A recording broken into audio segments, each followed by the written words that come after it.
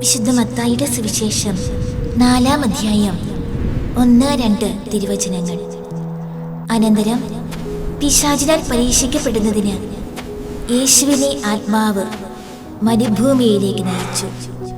യേശു 40 ദിനരാത്രങ്ങൾ ഉപവസിച്ചു. അപ്പോൾ അവന് വിശന്നു. നോമ്പ് ഒരു ആചാരമല്ല, ഒരു യാത്രയാണ്.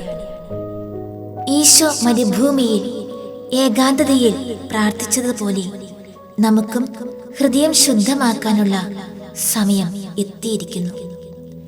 ഇന്നു മുതൽ ഓരോ ദിവസവും ഒരു ചെറിയ ത്യാഗം ചെയ്യാം. ദൈവത്തോട് കൂടുതൽ അടുത്തു ചേരാൻ ഈ നോമ്പ് നമ്മെ സഹായിക്കട്ടെ.